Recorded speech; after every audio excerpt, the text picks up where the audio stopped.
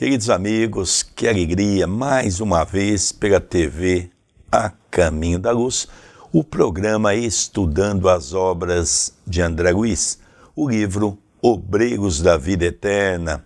Hoje nós iremos começar o primeiro programa do capítulo 11º, Amigos Novos. Relembrando que todos os capítulos até agora deram 2 programas, com exceção do capítulo 7º, que foram 3 programas, né?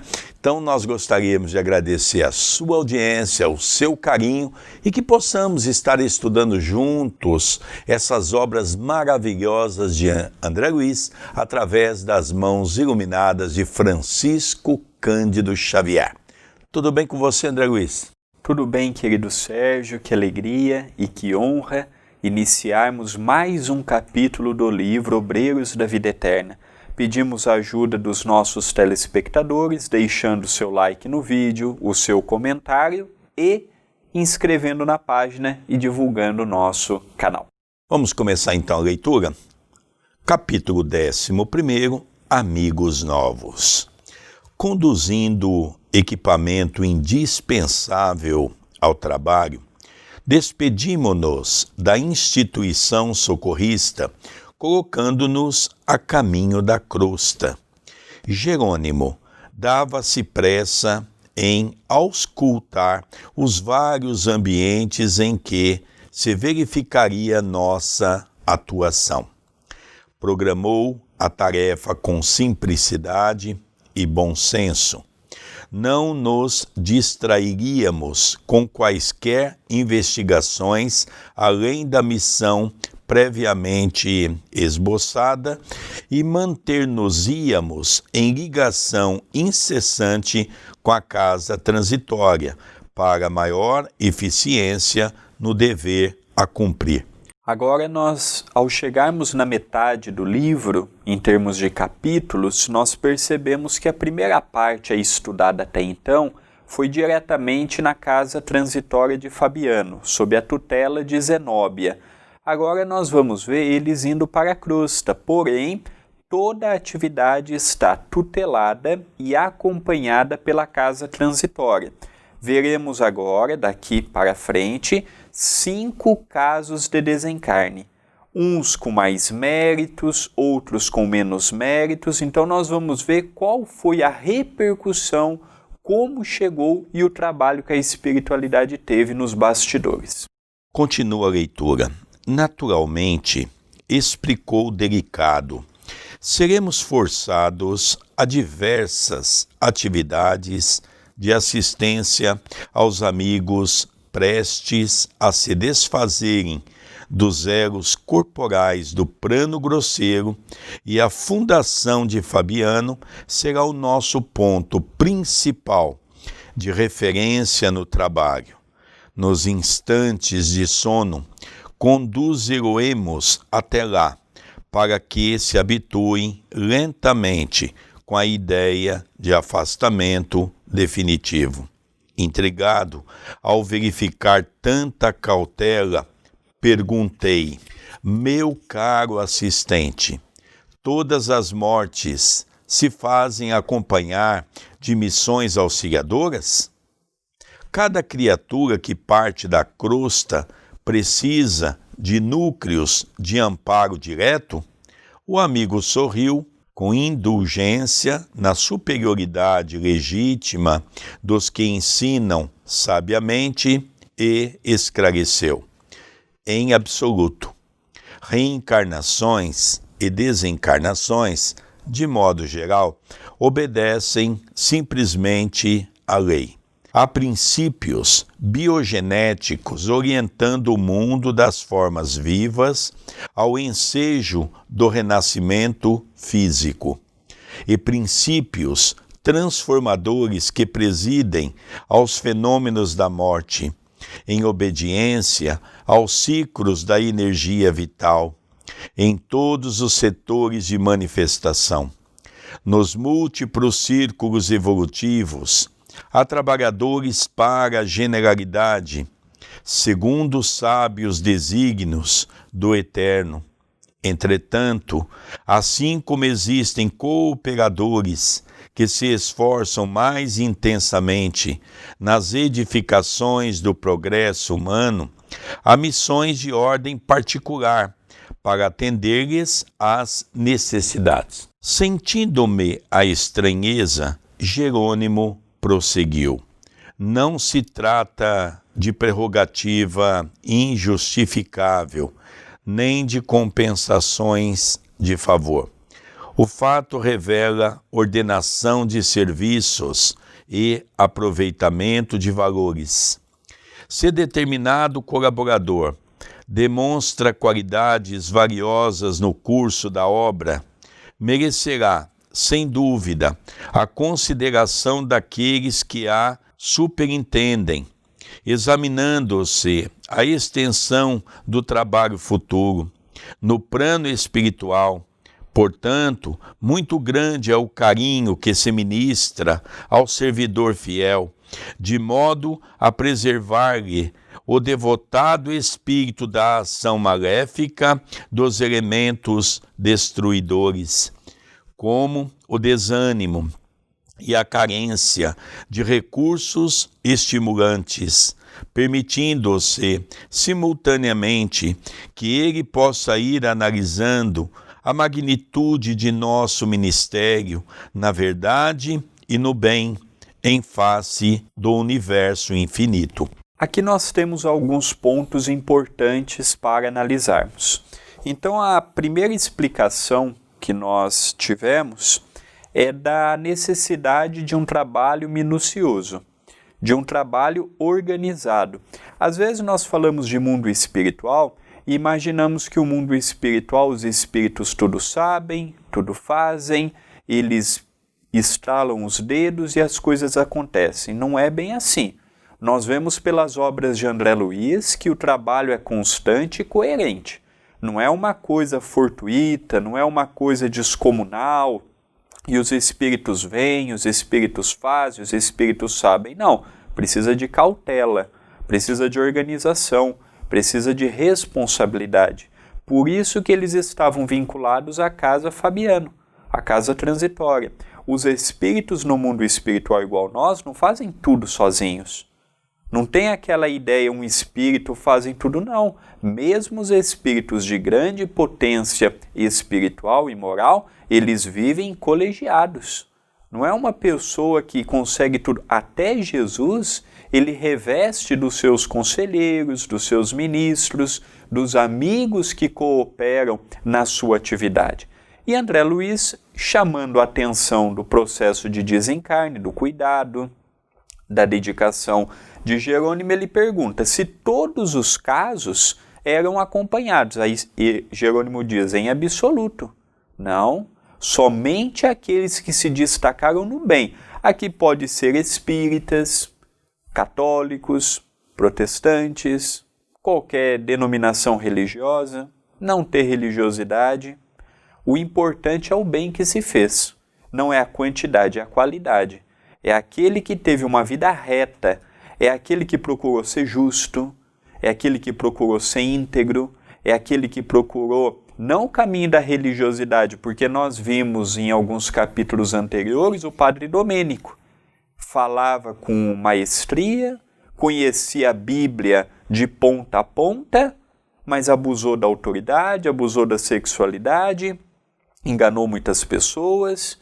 Então, a credencial é o bem que se faz, não é o que se sabe, não é o quanto que se deu, é o quanto de amor que se colocou nas atitudes. Aqui, André, nós vamos tocar naquele assunto importante do Livro dos Espíritos. Não existe nada na obra de Francisco Cândido Xavier, através da sua mediunidade, seja de Emmanuel ou qualquer outro espírito, que diverge um ponto daquilo que Allan Kardec trouxe. E Allan Kardec não diverge nenhum ponto daquilo que Jesus trouxe para todos nós naquela época. Então Jesus já havia falado da reencarnação. O Allan Kardec deu um aprimoramento e esclarecimentos mais importantes sobre o assunto. E André Luiz vem nos mostrar um pouquinho toda essa logística. Então aqui nós estamos entendendo o que é a reencarnação compulsória, o que é uma reencarnação programada. Tanto uma reencarnação programada, compulsória, todas elas, de uma certa maneira, têm uma certa assistência. Umas são mais difíceis, outras são mais fáceis, mas mesmo assim não quer dizer que o espírito, numa reencarnação programada, ele vai ser um missionário, ele pode falhar com aqueles compromissos que ele assumiu no mundo espiritual. É importante um dado que o André acabou de mencionar, porque tem muitos espíritas que eu converso, nesses longos anos que eu faço palestra por várias partes do Brasil, também em algumas partes da Europa, as pessoas têm um hábito de achar que os espíritas vão todos para nosso lar, nós já somos merecedores, porque fazemos sopa, trabalhamos com os espíritos, aplicamos passe, trabalhamos no trabalho de atendimento fraterno. Isso não é real. É isso que ele está tentando explicar aqui. Então, em nenhum momento os espíritos estão dizendo nós vamos atender espíritas. Eles dizem nós vamos atender aqueles irmãos que estão desencarnando, que fizeram algo de bom. Então é importante nós mencionarmos sobre isso, porque às vezes nós vamos chegar no mundo espiritual e nós vamos ver aquele que a vida toda se disse ateu e de repente ele está numa posição muito melhor do que a nossa, porque ele não se demonstrou uma religião, mas ele trabalhou incessantemente para combater os seus vícios, os seus erros, sempre que pôde fez o bem. Então nós temos que entender bem isso, que é o que Jerônimo está explicando para André Luiz. Vamos continuar a leitura? Ouvindo-lhe a elucidação, lembrei-me instintivamente dos tipos apostólicos que conhecera na experiência humana. Não haveria contradição no esclarecimento?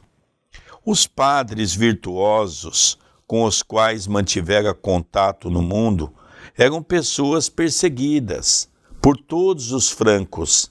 Notava que criaturas de mais súbito valor moral eram justamente as escolhidas para o assédio da calúnia constante. Sem relacionar apenas os de minha intimidade, recordava a própria história do cristianismo. Não era, porventura, cheia de exemplos? Os temperamentos, por muitos anos fervorosos na fé, haviam sido de pasto de feras. Os continuadores do Mestre foram vítimas de tremendas provações e ele mesmo alcançara o Calvário em passadas dolorosas. Aqui, André, eu vou fazer um comentário muito interessante, não é? Que muitas pessoas dizem assim, ser espírita não é fácil. Eu vou muito mais longe, ser cristão não é fácil. Desde a época daqueles que quiseram seguir o Cristo, na primitividade do cristianismo, foram perseguidos, foram para as arenas, foram mortos de maneira violenta. Ao longo de toda a história, até o momento em que os cristãos se uniram, porque havia apenas uma única denominação de cristão, até que houve o racha e saiu o grupo dos protestantes. Mas até então, a igreja cristã era uma só. Enquanto eles não se uniram aos poderosos, eles eram perseguidos. Depois que eles uniram aos poderosos, eles cometeram todo aquele absurdo que nós conhecemos através da história. Lógico que aqui não cabe a cada um de nós fazermos um pré-julgamento e críticas com referência à Igreja Católica, porque a maioria de nós estivemos lá naquela época, fomos também chefes religiosos, e fomos nós que cometemos essa atrocidade. Então não vem aqui nenhuma nesga de crítica aos católicos, mas a história é inegável. Então nós começamos a perceber que ser cristão é realmente ainda um grande desafio para as pessoas. As perseguições hão de vir. Quando nós nos tornamos espírita, começamos a trabalhar na seara do bem, as primeiras perseguições que nós sofremos é da família, que não compreende, que não entende. Ainda muitos têm uma visão equivocada do espiritismo, confunde espiritismo com outras seitas africanas. Nós ainda temos tudo isso. Então nós percebemos que tanto a Igreja Católica, depois os irmãos protestantes, os irmãos evangélicos, de 1857 para cá, fizeram verdadeiras avalanches de perseguições ao espiritismo cristão. E muitos dos seus adeptos confiaram plenamente nos seus chefes religiosos, nos padres, nos pastores. E de uma maneira, pela fé cega, começaram a perseguir. Então eles começam a relembrar que desde a época do Cristo a perseguição sempre houve e durante muito tempo na Terra ainda há de haver. Vamos continuar a leitura. O assistente percebeu o jogo de raciocínios que Semê desdobrava no íntimo e esclareceu. Suas objeções mentais não têm razão de ser. A concepção humana do socorro divino é viciada desde muitos séculos.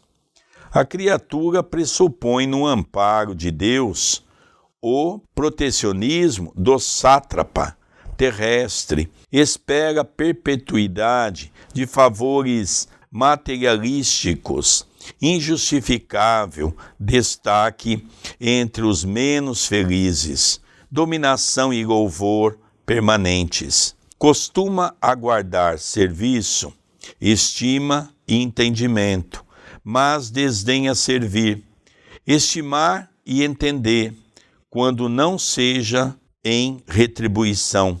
O subsídio celeste traduz-se por benditas oportunidades de trabalho e renovação.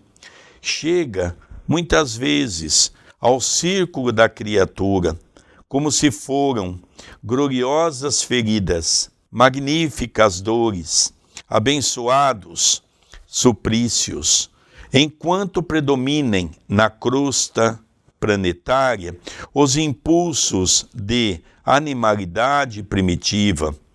Os agraciados pela bênção divina serão, em sua maior parte, representantes do poder espiritual, os quais de maneira alguma ficaram isentos de testemunhos difíceis nas demonstrações imprescindíveis.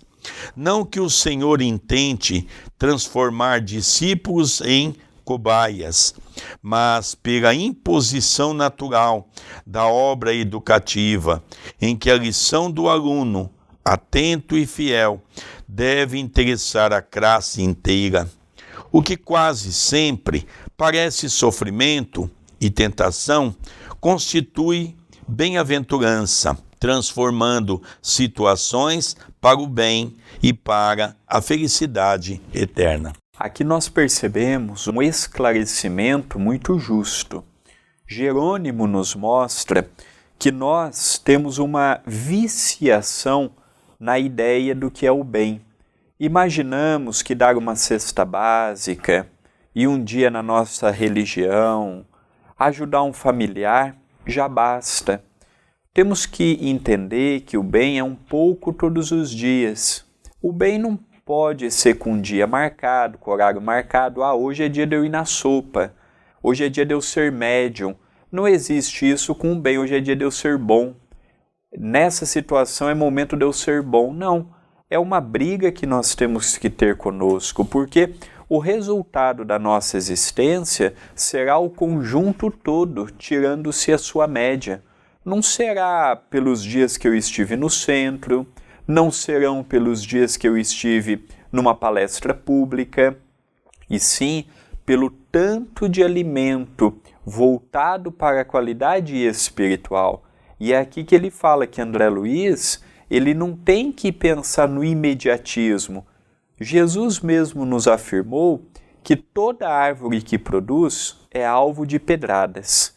Então, todos que se lançam em fazer o bem é alvo de pedradas. Padres, pastores, médiuns, dirigentes espíritas, denominações de outras religiosidades. Aquele que não faz o bem, esse não é alvo de crítica, porque isso não atrapalha a espiritualidade.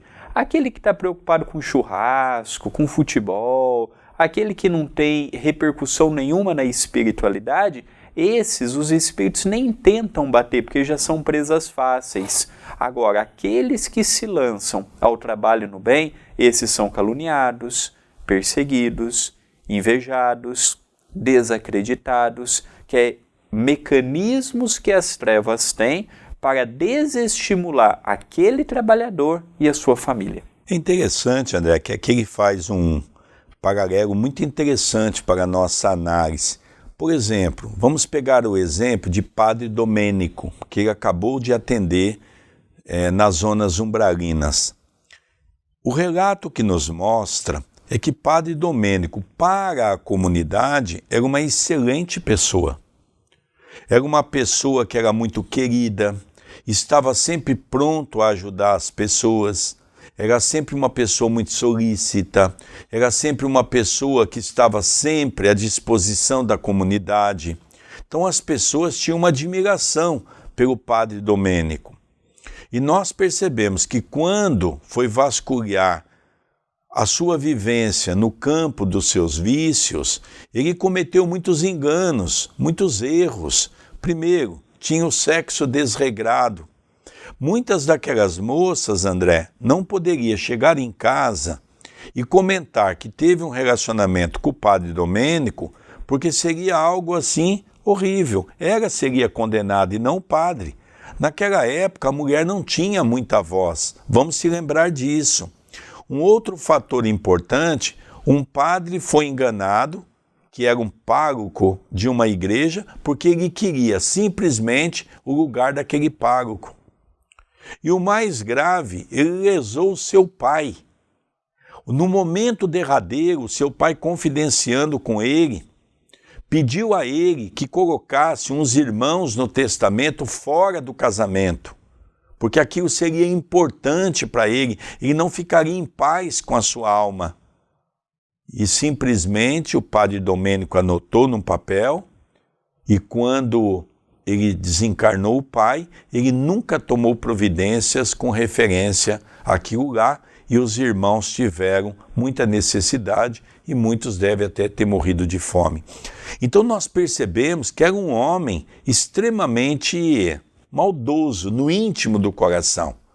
Então é a aparência, nós julgamos as pessoas pela aparência. Ah, eu tenho um vizinho, ele me trata tão bem, me cumprimenta, bom dia, boa tarde, boa noite. Às vezes eu saio, pergunta se eu quero alguma coisa, e nós temos isso como uma visão de ser uma pessoa boa. Ser uma pessoa boa não é porque nos cumprimenta, não é porque se dispõe a nos ajudar em alguns momentos de nossa vida. Ser uma pessoa boa significa aquele momento que o Espiritismo reflete no seu Evangelho.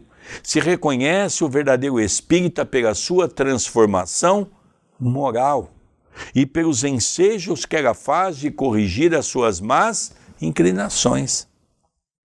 Então ele, na cabeça dele, todo padre, todo religioso eram pessoas boas, porque naquela época tinha uma ideia de que eram os enviados de Deus.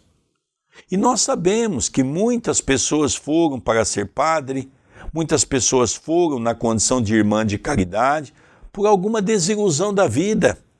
Muitos foram porque naquela época os pais obrigavam a ir. É importante ter um filho de Deus em nossa casa, aquele que vai conversar com Deus. E as pessoas naquela época não tinham escolha. Então nós percebemos que o que Jerônimo explica é realmente de uma grandeza muito grande, né, André? Vamos continuar a leitura? O argumento era lógico e incisivo. E porque o assistente silenciasse, cogitando talvez do objetivo fundamental que nos conduzia ao trabalho previsto, procurei reter impulsos indagadores.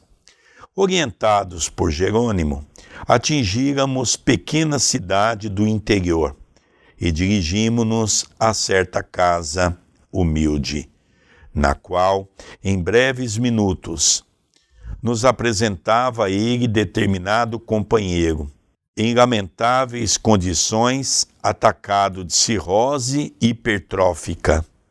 É Dimas, exclamou, indicando o enfermo, assíduo colaborador dos nossos serviços de assistência. Faz muitos anos, veio de nossa colônia espiritual há pouco mais de meio século, consagrando-se à tarefa obscura para melhor atender aos divinos desígnios. Desenvolveu faculdades mediúnicas apreciáveis, colocando-se a serviço dos necessitados e sofredores. O quarto modesto permanecia cheio de radiosos eflúvios, denunciando a incessante visitação de espíritos iluminados. Nosso amigo, continuou o assistente, fez-se o credor feliz de inúmeras dedicações pela renúncia com que sempre se conduziu no ministério. Agora é chegado para ele o tempo do descanso construtivo. Agradavelmente surpreendido, reparei que o doente se apercebeu da nossa presença, cerrou os olhos do corpo, enxergou-nos com a visão da alma e animou-se sorrindo. O enfraquecimento físico atingira o ápice e Dimas conseguia deixar o aparelho corporal, de certo modo, com extraordinária facilidade. Então, dos 5 casos que Jerônimo tinha o compromisso em um mês, que já passaram alguns dias, para acompanhar, esse é o primeiro. Então o Dimas era um médium, era uma pessoa simples, morava numa cidade pequenina, de interior, era uma pessoa que pautou a sua vida na renúncia, mas ele estava com um grave problema da cirrose hipertrófica, o que nós vamos acompanhar algumas atitudes que caminhou com ele, gerando este adoecimento. Mas nós vemos que o que chamou a atenção em André Luiz é que o quarto permanecia iluminado, dando a entender que espíritos de luz ali passavam. Outro ponto interessante da narrativa, ele havia uma facilidade no desdobramento. Então, quando ele percebeu a entrada de alguns espíritos, ele estava acordado. Ele entra no estado do sono e ali ele tem a oportunidade de ver com o olho do espírito toda aquela movimentação que estava em torno dele. Ele tinha essa facilidade em sair do corpo.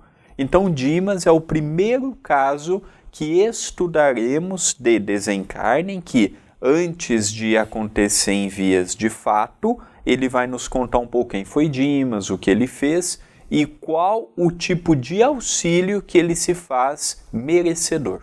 Veja, Dimas, um outro ponto importante, é uma reencarnação que foi programada em nosso lar.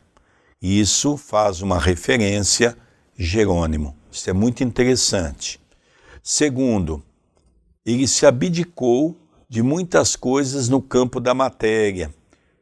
André Luiz percebeu que a casa era muito simples, muito humilde.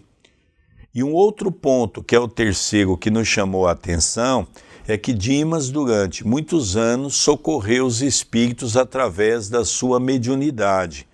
Então, aqui até agora foi realçada alguns pontos importantes que ele conseguiu vencer. Não é? Nós vamos dar continuidade para vermos um pouco adiante. Mas até aqui São 3 pontos importantes. E o quarto é que ele estava esperando chegar a equipe espiritual socorrista para que ele pudesse, naquele momento, fechar os olhos e desligar do seu corpo.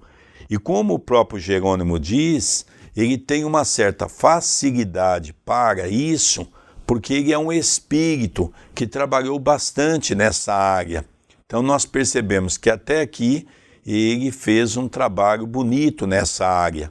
Então foi aonde ele teve merecimento para receber essa equipe de irmãos socorristas. Vamos continuar a leitura. Fixando-nos perto do leito, pôs-se em ardente rogativa, pedindo-nos colaboração. Estava exausto. Dizia, no entanto, mantinha-se calmo e confiado. Aconselhado por Jerônimo, acerquei-me do enfermo, aplicando-lhe passes magnéticos de alívio sobre o tecido conjuntivo vascular. O abdômen conservava-se pesado e enorme. Revelaram-se, porém, sensações imediatas de reconforto. Seguindo-se ao meu auxílio humilde, Jerônimo dirigiu-lhe palavras de encorajamento e prometeu voltar mais tarde. Dimas, enlevado, endereçava ao céu comovedor agradecimento. Aqui, André, antes de darmos continuidade, querido telespectador, esse ponto é um ponto sublime. Como tudo na nossa vida, quando nós vamos fazer, por exemplo, uma operação, seja ela qual for, num hospital, qual é o grande êxito da operação? É as mãos do médico? Lógico que isso tem um impacto, mas o grande mérito é nós aprendermos a manter emocionalmente uma condição para que o nosso corpo reaja naquele momento. O nosso desequilíbrio faz com que a pressão das pessoas se altere, as batidas cardíacas, ela passa a ter problemas muitas vezes na sua condição do estômago, ou seja, gástrica. Então nós percebemos que até na morte tem que haver uma preparação. Aqui Dimas está totalmente preparado. Então Jerônimo diz, Dimas, continue em recolhimento. Ele estava em prece. E mais tarde nós voltamos para fazer a nossa parte. Então, ou seja, você faça a tua parte, continue sereno como está, continue em prece, nós já estamos ao seu lado, nós já viemos para te socorrer, agora você então faça a sua parte. Isso é muito importante, essa colocação. Sem dúvida, nós começamos a ver que a espiritualidade amiga vai envolvendo. Vamos lembrando também de alguns capítulos anteriores que a equipe era composta por 4 pessoas, Jerônimo, André Luiz, Luciana e o Padre Hipólito. O Padre Hipólito e a Luciana ficariam naquele auxílio direto aos enfermos quando levados à casa de Fabiano. Já o Jerônimo e André Luiz ficariam naquele translado entre a casa de Fabiano e a crosta. Por isso que nesse momento da leitura nós só vemos diálogo entre o Jerônimo e André Luiz. Os outros 2 personagens da comitiva, eles estarão desempenhando outras atividades importantes. Em breves momentos, 2 amigos espirituais dele vieram ter ao quarto, saudando-nos atenciosamente. Nosso dirigente convidou-nos à retirada, explicando-nos depois que nos havíamos afastado.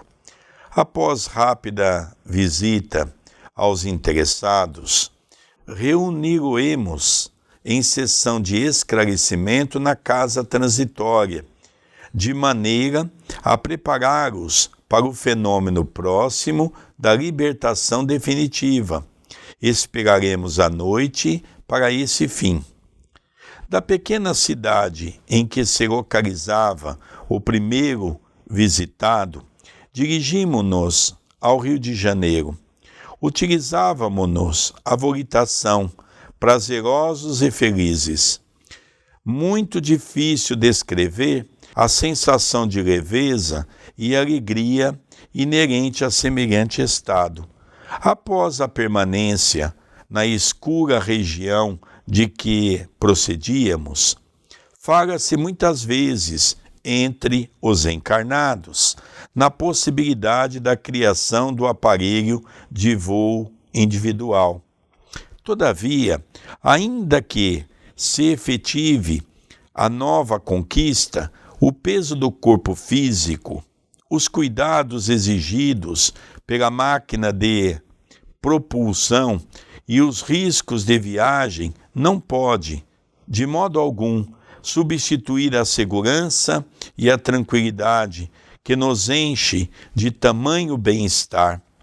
Após a excursão normal entre a casa transitória de Fabiano e a crosta terrestre, dentro de harmoniosas condições, conservávamos-nos descansados e bem dispostos, operando muito facilmente a volitação, não obstante a densidade atmosférica. Então eles saíram do primeiro caso, eles ajudaram em 5, Dimas foi o primeiro. Saíram daquela pequena cidade, foram em direção à crosta da cidade do Rio de Janeiro.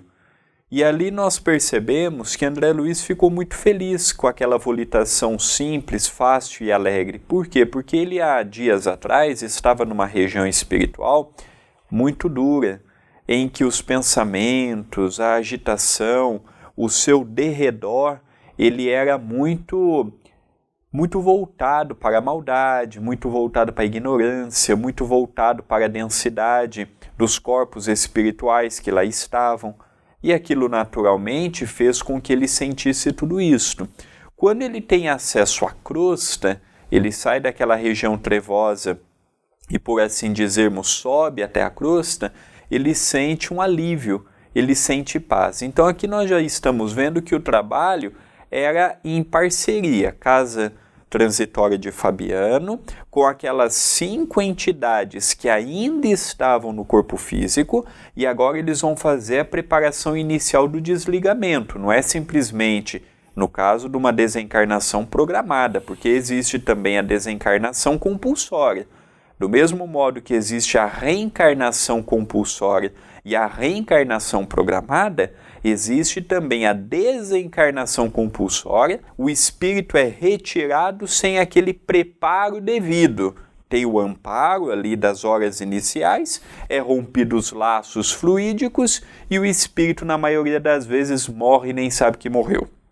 Como existe esses casos de desencarnação programada. E nós veremos 5 casos. Do mesmo modo que uma reencarnação não é igual a outra, uma desencarnação não é igual a outra. É o que veremos daqui para frente. Bom, então para nós entendermos, nós acabamos de passar pela casa de Dimas, ele está em preparação do desencarne, 2 companheiros que já o assistiam se aproximaram dele e Jerônimo então diz para Dimas e para os 2, ora, nós vamos atender outro irmão e mais tarde nós retornaremos. Então agora eles vão para aquela região do Rio que o André mencionou e vamos acompanhar quem é o segundo caso que nós vamos estudar no dia de hoje. Poucas vezes se me apresentara tão belo o espetáculo da paisagem terrena, serras e vales, rios e arroios, marcando cidades e vilarejos, sob o espelho rutilante do sol. Falavam-me ao coração da misericórdia do Altíssimo, congregando as criaturas em ninhos floridos de trabalho pacífico. Pensamentos de louvor ao Eterno Pai felicitavam-me o espírito. O casario compacto do rio achava-se agora à nossa vista.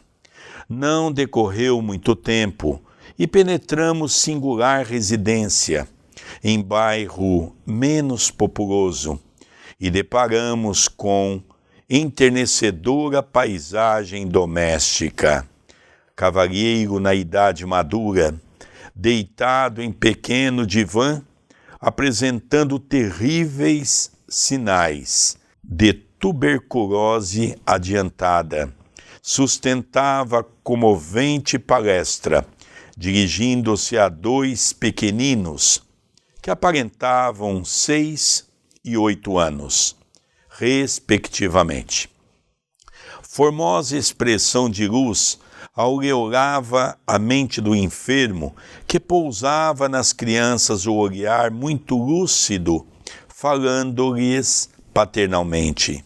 O próprio Jerônimo parou a ouvi-lo junto de nós, agradavelmente surpreendido. Papai, mas o senhor acredita que ninguém morre?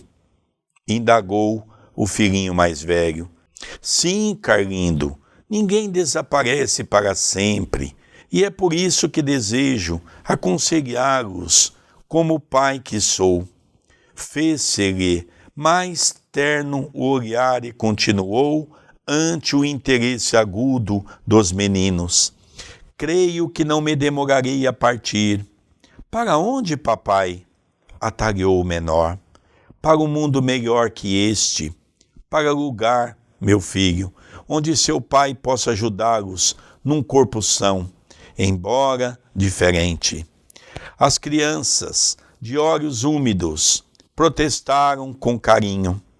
Esforçou-se o genitor de modo visível para dominar-se e prosseguiu. Não devem manifestar semelhantes receios. Já organizei todos os negócios e a mamãe trabalhará, substituindo-me até que vocês cresçam e se façam homens. Se eu pudesse, ficaria em casa, mas como se arranjariam comigo, assim imprestável como estou? Por esta razão, Deus me concederá outro corpo e eu estarei com vocês, sem que me vejam. Aqui nós estamos vendo o segundo personagem, que também estava no estágio avançado da tuberculose, deixando 2 filhos pequenos, de 8 e de 6 anos, respectivamente, mas já com conversas interessantes, falando na linguagem de uma criança, que a morte é apenas um até logo, nós vamos para uma viagem.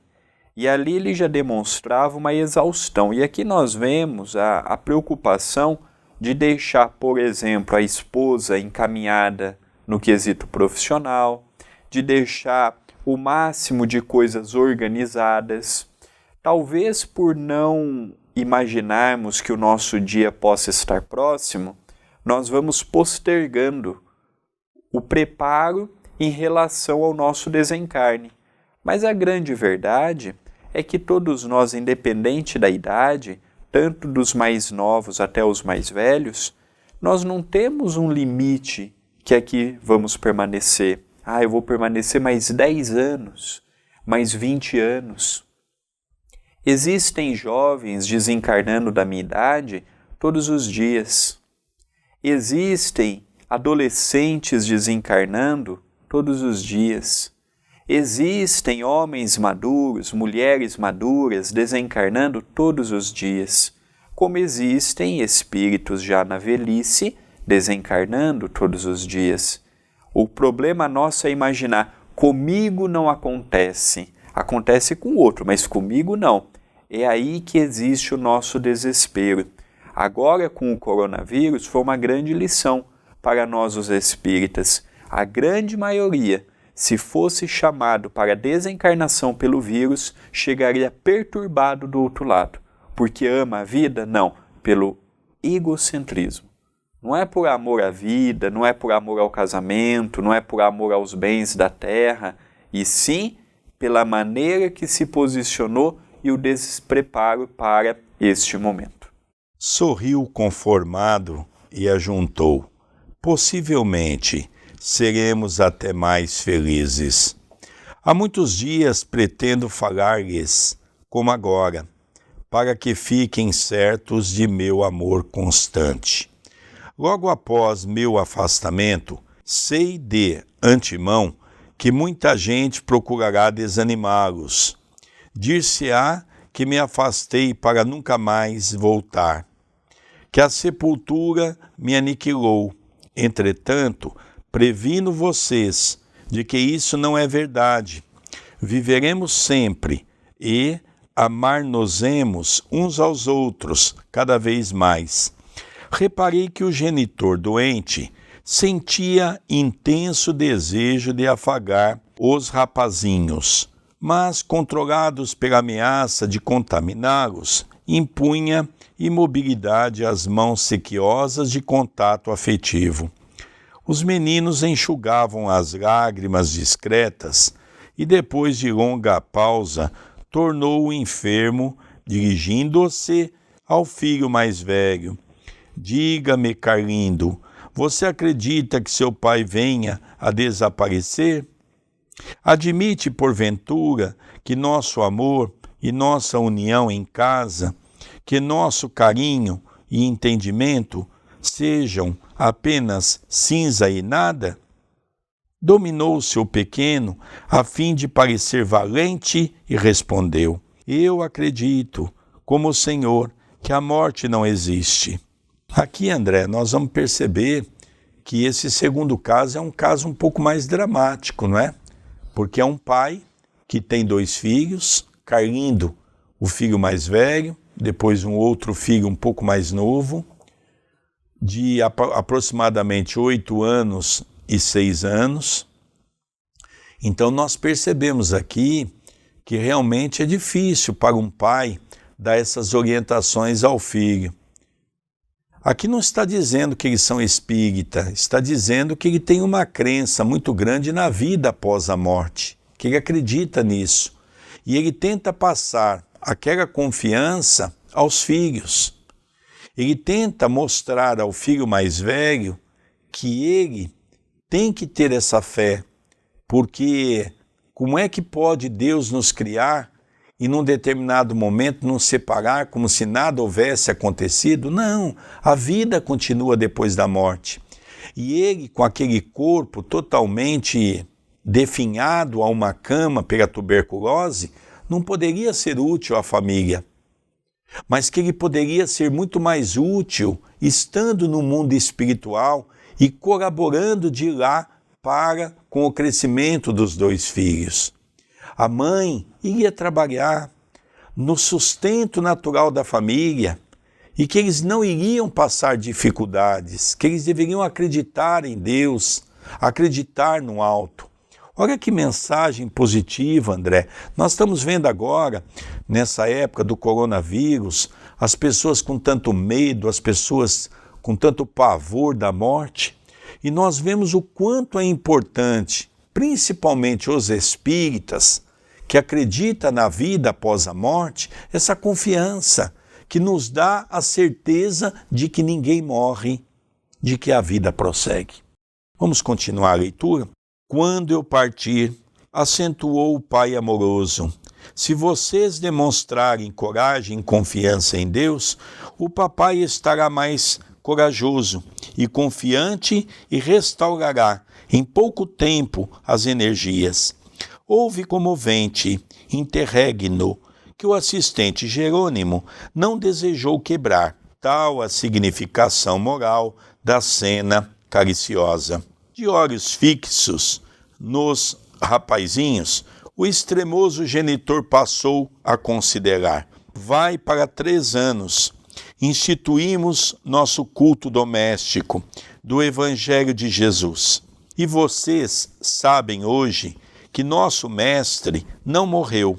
Levado ao suplício e à morte, voltou do sepulcro para orientar os amigos e continuadores. Ele, pois, nos auxiliará para que prossigamos unidos. Quando eu fizer a viagem da renovação, tenham calma e otimismo, não chorem nem desfaleçam.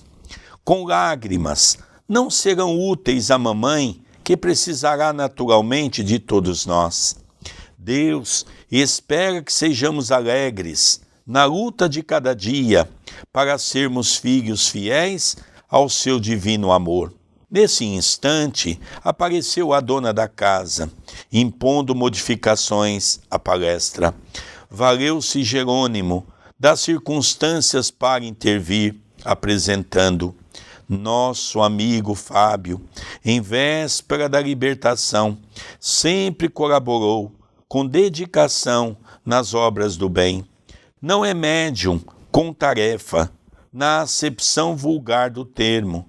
É, porém, homem equilibrado, amante da meditação e da espiritualidade superior. E, em razão disso, desde a juventude, tornou-se excelente ministrador de energias magnéticas, colaborando conosco em relevantes serviços de assistência oculta. Vários mentores de nossa colônia têm em alta conta o seu concurso. Há muitos anos que se consagra ao estudo das questões transcendentes da alma e formou-se na Academia do Esforço Próprio, a fim de ser-nos útil, livre de sectarismo, indene às paixões e amante do dever. Nosso irmão Fábio instituiu, desde os primeiros dias de matrimônio, o culto doméstico da fé viva, preparando a esposa, os filhinhos e outros familiares no esclarecimento dos problemas essenciais da compreensão da vida eterna, em virtude da perseverança no bem que lhe caracterizou as atitudes. Sua libertação ser-lhe-á agradável e natural. Soube viver bem para bem morrer. Aproximei-me do enfermo, perscrutando-lhe a situação orgânica. A tuberculose minara-lhe os pulmões, impressionando-me as formações cavitárias e outros sintomas clássicos da terrível moléstia. Fábio, a rigor, não precisava de apoio para a fé que nutria. Revelava-se tranquilo e confiante, e embora o abatimento natural em seu estado, ia ensinando aos seus inesquecíveis lições de coragem e de valor moral. Esse capítulo, ele ainda dará mais um programa, mas até aqui nós tivemos a oportunidade de ver um caso diferente do outro. Fábio não era médium, Dimas já era. Ambos procuraram aproximar o conhecimento com a vivência. Dimas era médium, conhecia a fundo a doutrina, procurava nas suas atividades seguir os ensinos. Aqui nós já estamos vendo um caso diferente. Fábio instituiu o evangelho desde cedo na sua casa, procurava preparar os seus filhinhos, a sua companheira e os seus familiares para a realidade da vida eterna. Era um homem equilibrado. Ele, durante o sono, ajudava a espiritualidade amiga nos trabalhos de transposição energética. Então, aqui nós começamos a compreender que estamos falando de uma pessoa que não tinha, propriamente dito, um reconhecimento social pela sua religiosidade, mas tinha o reconhecimento dos amigos espirituais. Então ele estava sendo amparado porque ele era instrumento de orientadores de nosso lar, que tinham por ele um apreço. Então, é interessante a última frase em que Jerônimo fala: ele soube bem viver para bem morrer. Aqui nós deixamos desapercebido passar um ensinamento na leitura anterior que nós fizemos a essa última, quando o pai chama a atenção dos filhos: olha, muitos vão dizer que papai morreu, não existe mais nada, tudo se acabou. Isso não é verdade. Ele tenta enfatizar o tempo todo de que a vida prossegue depois da morte. não é? E um outro ponto importante é que nós percebemos que o orgulho e a vaidade faz com que as casas espíritas muitas vezes tenham verdadeiros momentos de horror quando aparecem aquelas pessoas que querem poder. O caso de Fábio é um caso característico daqueles que querem servir o Evangelho. É uma pessoa que passou desapercebido no meio de um grupo de pessoas, aplicava o passe magnético com muito amor. Ele era um instrumento de alguns espíritos superiores que usavam das suas energias de ectoplasmia para auxiliar os menos favorecidos. Ele tinha uma outra característica que foi há 3 anos implantar na sua casa o culto do Evangelho de Jesus, que é um culto que Jesus nos ensinou quando esteve entre nós nas reuniões da casa de Pedro, em Cafarnaum. Então nós percebemos, André, uma característica muito interessante de Fábio. Você não precisa ser um dirigente espírita, você não precisa ser um orador que atrai multidão de pessoas para ir para um lugar melhor. Eu vou contar rapidamente uma pequenina história que está numa obra de Richard Simonetti, que talvez nos dê uma visão maior sobre isso. Havia um grande orador, muito famoso, que andava pelo Brasil todo e pelo exterior, e ele, toda vez que ia naquela casa, havia um senhorzinho que sentava à primeira fileira. Era um homem muito simples, vestia-se de maneira simples, e ele ficava de uma maneira ardente ouvindo aquele palestrante, e ele ficava, de uma certa forma, embebecendo daqueles ensinamentos. Um belo dia esse homem morreu. O orador chegou na casa, foi fazer uma palestra e perguntou: cadê aquele senhorzinho que ficava na primeira fileira? Ah, era um companheiro da casa, desencarnou recentemente. E ele ficava atento às minhas palestras. O tempo passou, o orador continuou cada vez melhor na oratória, cada vez se preparava melhor, estudava mais. Quando o orador desencarnou, depois de bastante tempo de sofrimento, em zonas de sofrimento, ele então lembra da prece. Ele estava revoltado, porque não havia sido atendido no primeiro momento. Quando ele faz uma prece, ele vê que um espírito se aproxima dele com uma luz intensa. E conforme o espírito vai se aproximando dele, a revolta dele vai se aumentando. Porque a figura era exatamente aquele velhinho que estava sentado à primeira fileira. E ele então diz: mas como? Eu fazia palestra, você estava sentado ali, ouvia as minhas palestras e você hoje já está nessa situação e eu aqui estou nesse sofrimento? O velhinho diz: pois é, e eu te agradeço muito, porque todas as suas palestras eu ficava embebecendo o conhecimento e saía do centro e tentava colocar em prática no meu dia a dia. O que está faltando para o movimento espírita é colocar em prática o que Jesus nos ensinou.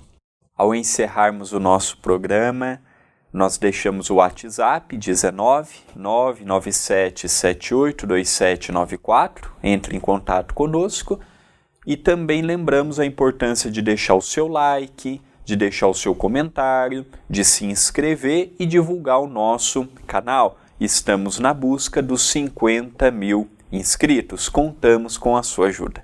Queridos amigos, vamos encerrando o nosso programa, que é Estudando as Obras de André Luiz, o livro Obreiros da Vida Eterna, pela nossa querida e amada TV A Caminho da Luz. A nossa gratidão a você, o nosso telespectador, o nosso beijo carinhoso, e que nosso Senhor Jesus Cristo continue nos abençoando e nos auxiliando hoje e todo sempre. Até o próximo programa. Até o nosso próximo programa.